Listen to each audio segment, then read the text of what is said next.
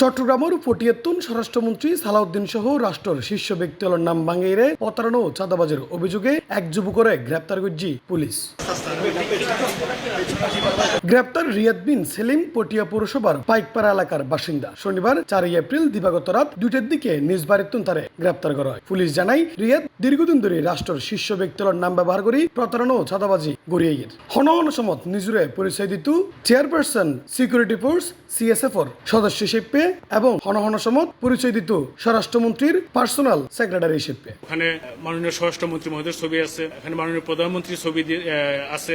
এগুলো দিয়ে সে বিশ্বাস অর্জন করতে চেয়েছে যে তার সাথে বড় বড় রাজনৈতিক ব্যক্তিবর্গের সাথে পরিচয় হয়েছে এবং সে তাদেরকে ইউজ করে চাকরি পেয়ে দিতে সমর্থ হবে মর্মে তাদেরকে অবগত করেছে। তার এই গ্রেপ্তারের সময় তাত্তুন উদ্ধার করা হয় CSF-র আইডি কার্ড, উগ্র মেটাল ডিটেক্টর, চার্জার সহ ওয়াকিটকি সেট, কালো হাতলযুক্ত সিগন্যাল লাইট, তার ছবি সংবলিত উগ্র মনিটরিং সেলার কার্ড, ওয়াকিটকি সদৃশ্য উগ্র মোবাইল ফোন এবং উগ্র বাটন সেট। এটা আমরা জানি যে চেয়ারপারসন সিকিউরিটি ফোর্সের ওখানে যারা চাকরি করে নির্দিষ্ট ব্যক্তিরাই কিন্তু এখানে হঠাৎ করে কারো ইনক্লুড হওয়ার সুযোগ নেই। সে এটা প্রতারণার মাধ্যমে তৈরি করেছে এবং সে বোঝাতে সমর্থ হয়েছে যে সে পলিটিক্যালি হাইলি কানেক্টেড। পুলিশের প্রাথমিক তদন্ত পুলিশ জানায় সামাজিক যোগাযোগ মাধ্যম ফেসবুকত বিভিন্ন সময় সরকারের শীর্ষ ব্যক্তি মন্ত্রীর লয় নিজের ঘনিষ্ঠতার ছবি প্রকাশ করে সাধারণ মানুষের বিভ্রান্ত করিয়ে বিভিন্ন চাকরির প্রলোভন ও মানুষত্বন টিয়াতে লয় এই প্রতারক। যে ছবি তিনি ব্যবহার করত এগিনুরে AI জেনারেট বলেও ধারণা করার পুলিশ।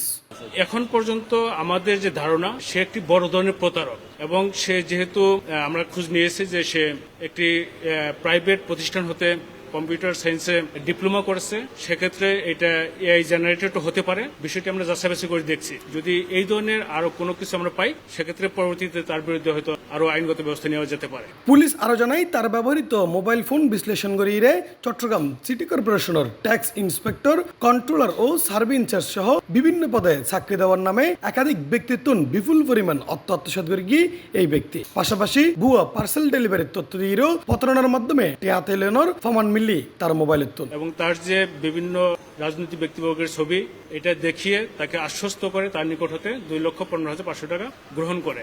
পরবর্তীতে যখন এই ব্যক্তি জামিন করিয়ে দিতে সমর্থ না হন তখন এই বাদী মোহাম্মদ কামরুল হাসানের সন্দেহ হয় এবং পরবর্তীতে এই বাদীর নিকট সে দাবি করে যে এই ব্যক্তিকে সে স্বরাষ্ট্র মন্ত্রণালয়ে একটি চাকরি পেয়ে দিতে পারবে এবং এই মর্মে তার নিকট 5 লক্ষ টাকা দাবি করে। পরবর্তীতে 3 লক্ষ টাকার একটি আপোষ মীমাংসা হলে বাদী মোহাম্মদ কামরুল হাসান তার নিকট হতে সে 10,000 টাকা গ্রহণ করে এবং আরো 3 লক্ষ টাকা দাবি করে। তো এই প্রেক্ষিতে বাদী মোহাম্মদ কামরুল হাসান একটি প্রতারণার মামলা করে এবং আজ এই মামলাটি পটিয়া থানায় রুজু হয়। এই ঘটনায় তার বিরুদ্ধে থানাত মামলা হইলি পরে গ্রেপ্তার হয় সে।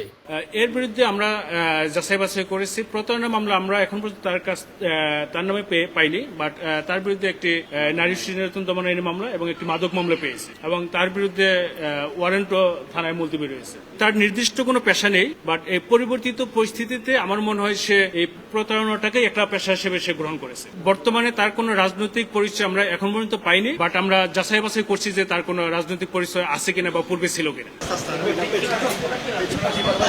ইফতেখার নতিশন C+ চট্টগ্রাম।